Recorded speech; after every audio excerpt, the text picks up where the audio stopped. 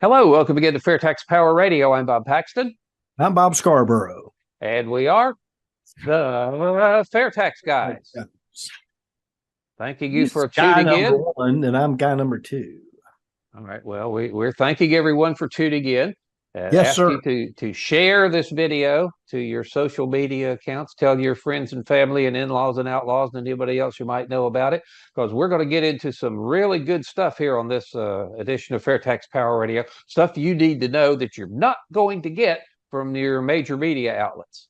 Well, and last week we had the beginning of the FAIRtax, the rest of the story that Bob Paxton has compiled a considerable number of things that you are hearing in the media during all that's going on. And believe me, there's a lot being talked about the FAIRtax, which is a good thing. It is time for everybody to get in the know about what is and is not the case with regards to the FAIRtax and what you may be hearing or reading in social media. And that's what we're about today. And now last week we covered a couple of items, and this week we're going to start.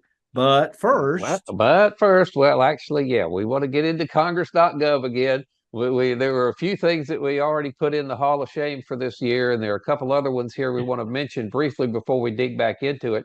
But what's going on now with the FAIRtax in the media? This is almost like a case of there's no such thing as bad publicity. Any publicity is good publicity. Even when the people that are on there talking in the talking heads and some of the people that they're going to have on are either intentionally misrepresenting the FAIRtax, telling stuff about it that they know is not true. And then there are no doubt going to be some folks in there that just make errors. They get things wrong out of ignorance. They haven't studied it. They don't know what the FAIRtax is. And so we're trying to help people out in that regard. But let me take a quick dig into Congress.gov here, because we're going to spend most of the program here going through some more of the rest of the story that you will not hear in the media about the FAIRtax. And this one really jumped out at me when I was looking through Congress.gov. It's a HR 368, and it jumped out at me because it's from another one of the guys from Florida. This is Vern Buchanan, who at one time was on the Ways and Means Committee, is no longer, but that name got my eye. He has introduced HR 368 that says to amend the Internal Revenue Code to promote new business innovation and for other purposes. If you want to promote, Congressman, if you want to promote new business innovation, relieve them of the crushing tax burden that they have to put up with right now, and let them put their money and their resources into R&D, into making their products better, into expanding their market share without having to worry about the IRS. Get rid of the taxes, or the income taxes anyway, on business. So if you want to inspire business innovation, jump onto HR 25 and support the FAIRtax. Agreed. Absolutely.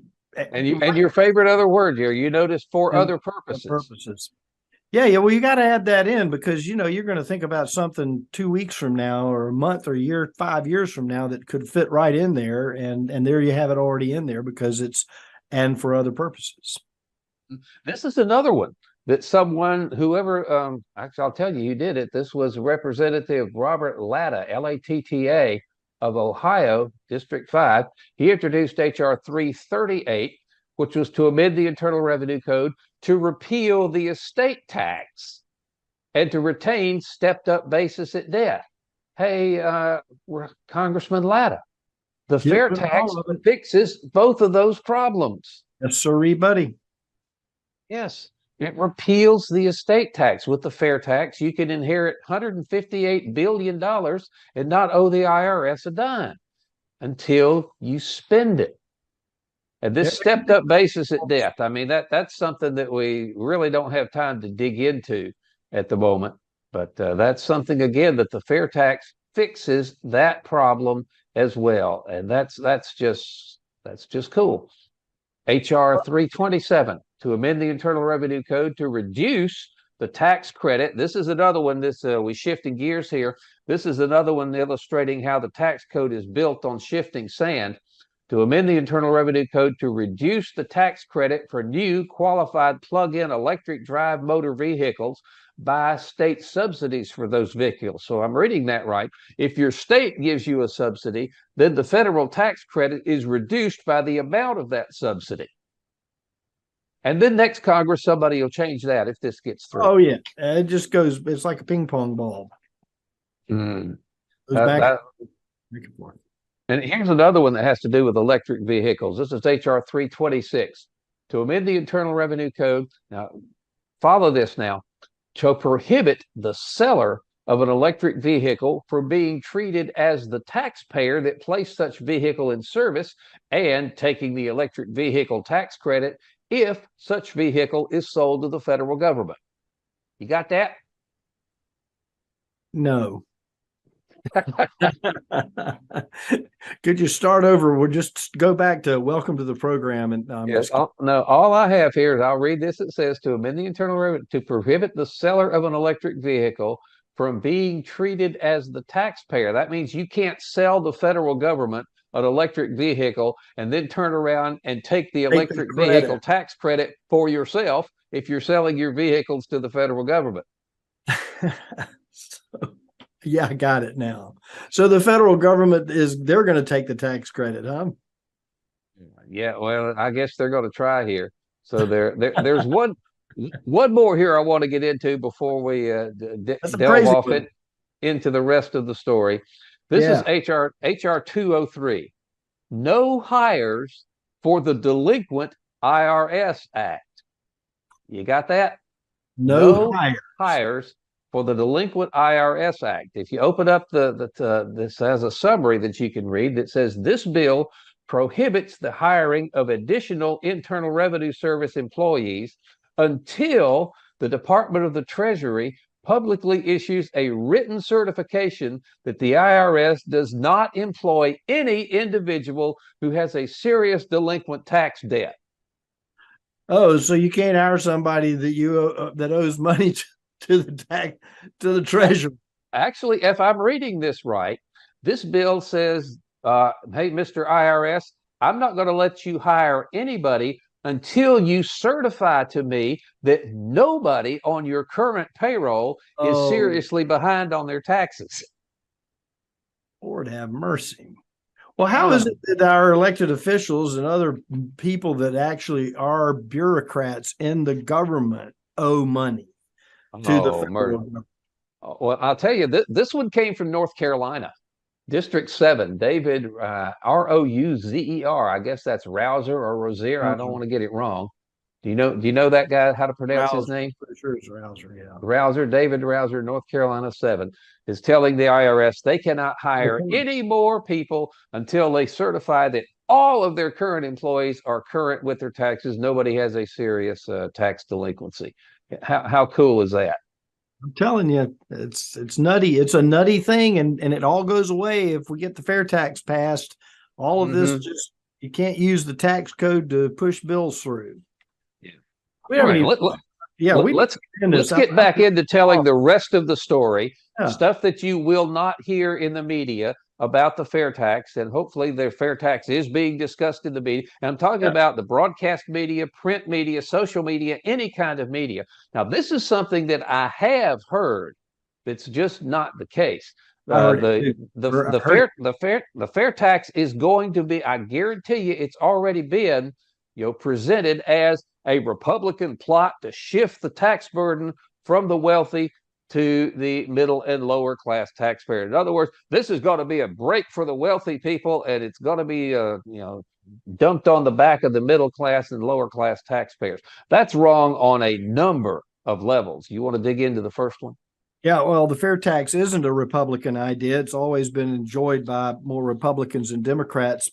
Typically, it was developed not as a political. There were no politicians involved. It was a team of independent economists who were charged with designing the best tax system possible that would raise the same amount of revenue for the federal government as the income tax does.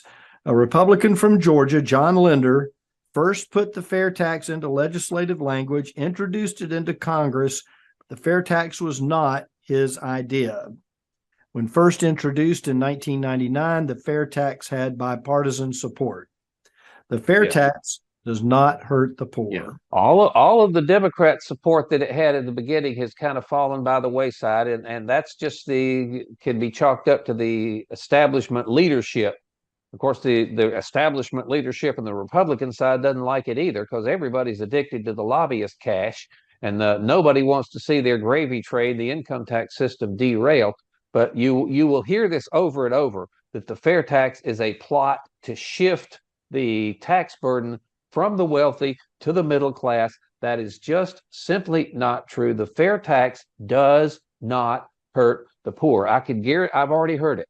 People are going to be hammering away on the fact that middle and lower class families with the fair tax are going to be paying a massive tax every time they buy food, every time they buy medicine, every time they buy clothing or any other basic necessity. That you will hear in the media, those people are going to have to pay a massive tax on those purchases. Now, the rest of the story, what you will not hear is that every penny of the tax they pay on their basic necessities is refunded to them by the prebate. Okay? You based on the size of your family. Yes, you do not take a dime out of your own pocket to pay any federal taxes or to pay the fair tax. You don't take a dime out of your pocket until you have provided the basics for yourself and your families. Feed your family before you feed the government with the fair tax. But you can guarantee the media is only going to focus on the fact that when they buy these things, there's going to be this massive tax on them.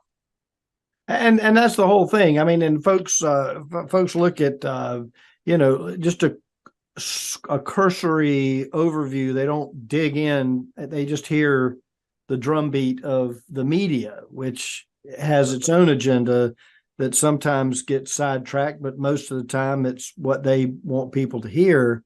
Unless you go looking for the truth or verification of what you're hearing. The fair tax will eliminate federal payroll taxes. It's gone. The taxes are among the most regressive taxes on the books. It really does hurt the working poor more than anyone. And that's what we were talking about in the last episode about inflation, because you may still be getting the same amount of money in your paycheck, but that dollar isn't buying as much as it was a year and a half or 18 months ago. And so when we get rid of the federal payroll taxes, you end up with more money immediately in your check, in the bank account. We mentioned that last week. The fair tax replaces the income tax. Withholding goes away. These payroll taxes go away. Without getting a raise, you bring home a significantly larger paycheck under the fair tax, because the fair tax, again, changes the point at which you are taxed from when you make your money to when you spend your money. That's exactly all it does. Right. So the federal tax being regressive as it is, we know that it's applied to every dollar that the worker earns, no standard deduction, no graduated rate, no allowance for family size. The taxes hit lower income workers disproportionately. It's absolutely the worst thing that can happen to our economy. In my opinion, it keeps a damper on productivity and innovation and growth. You hear people say all the time, sales taxes are regressive because it takes the same percentage from everybody, and that hurts the poor more than it hurts the rich. Well, the federal payroll taxes do the same thing. Exactly. They take the same percentage from everybody. Again, no standard deduction, no graduated rate, no allowance for family size. Everybody pays the same percentage of their salary if you're working for a paycheck. There's another point we're going to get to later on this. But if you're working for a paycheck, whether you're making $50,000 or $500,000, you will pay the same percentage in federal payroll taxes in both cases, which is the definition of regressive. The fair tax gets rid of that. The fair tax relieves the poor of the burden of having to pay those federal payroll taxes on every dime they make. And again, without withholding as well, They'll be bringing home everybody, but the working poor especially is going to appreciate bringing home a bigger paycheck. No federal withholding, no payroll taxes. Bring home your whole paycheck. You will never hear those words in the media Nope. applied to the poor. Hey, There's we're going to something let the else you won't hear. The okay. rich will pay their fair share under the fair tax. Oh, you want to explain that? Well, there are no exemptions, deductions, or loopholes in the fair tax. No things to work around. No anything. No tax loss carry forward. None of the trickery that goes on with regard to how you get your taxes done and things that are legal under the tax code to help you avoid, not evade, avoid paying taxes. It all applies.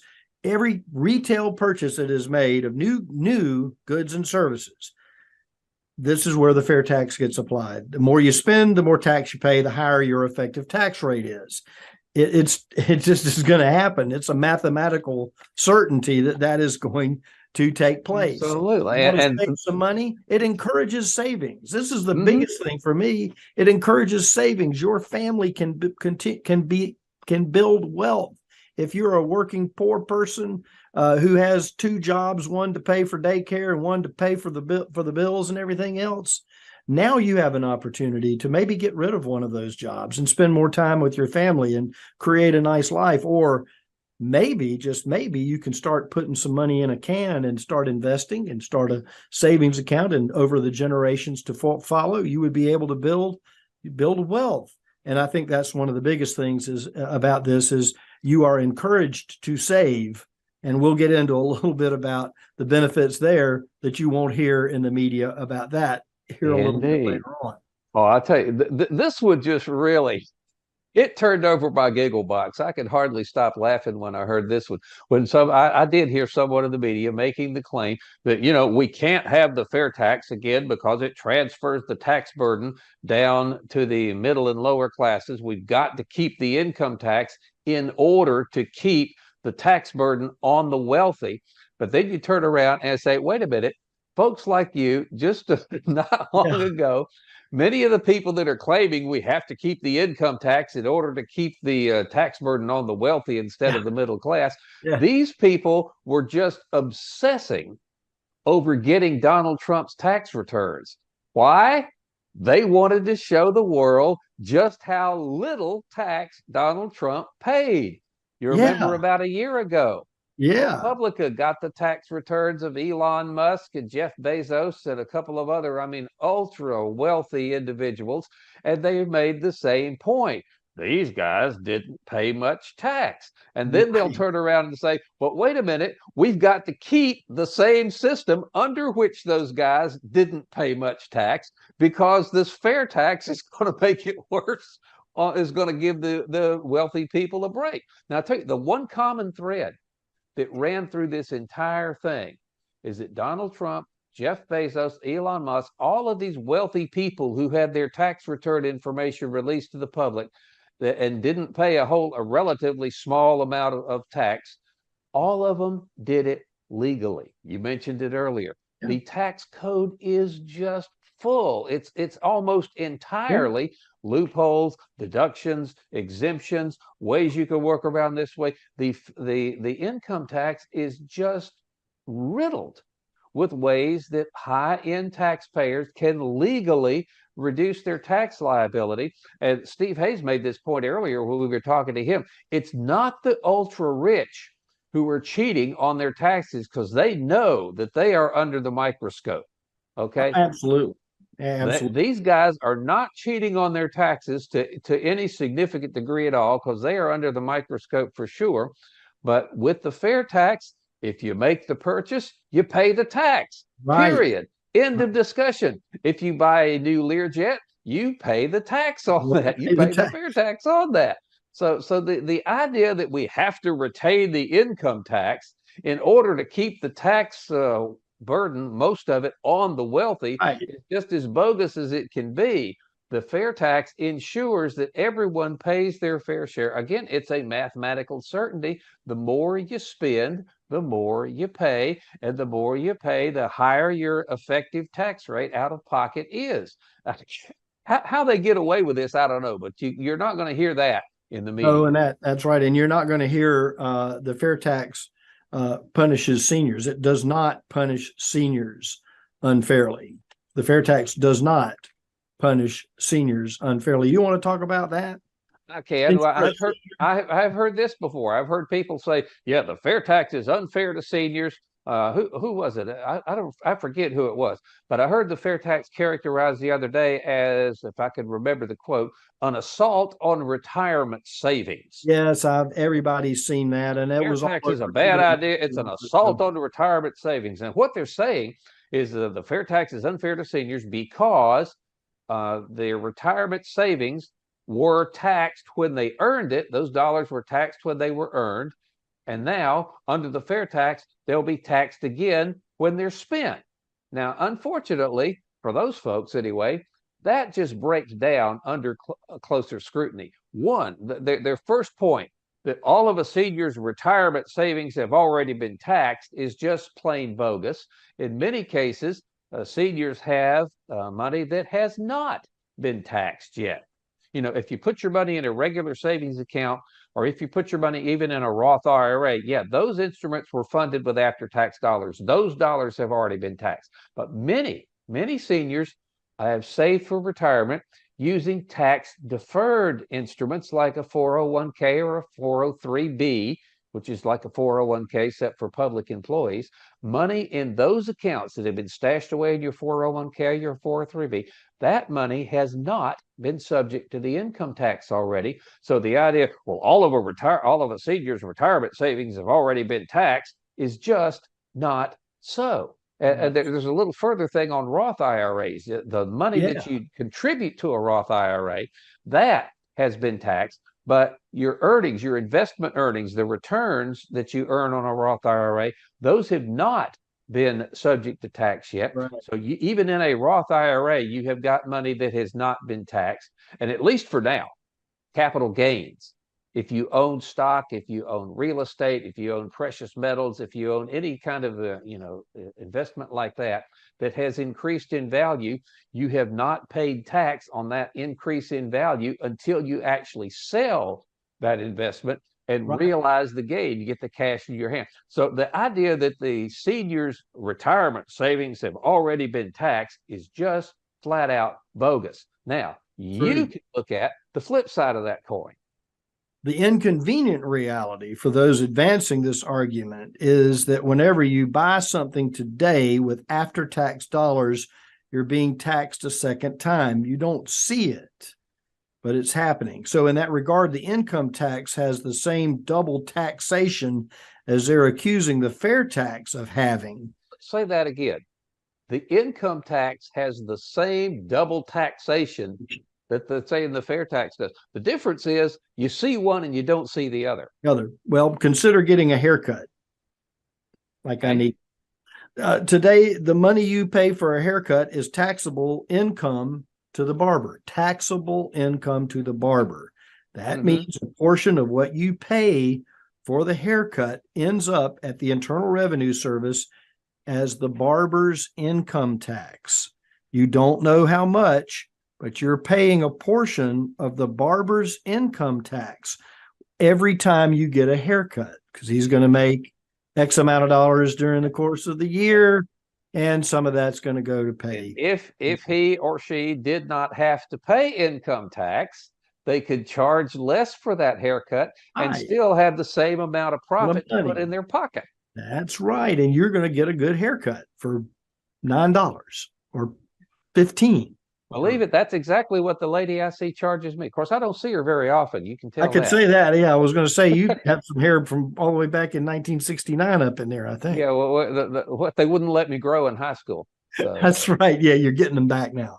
So with the fair tax, a portion of what you pay for a haircut will end up at the Treasury, the United States Treasury, as your fair tax.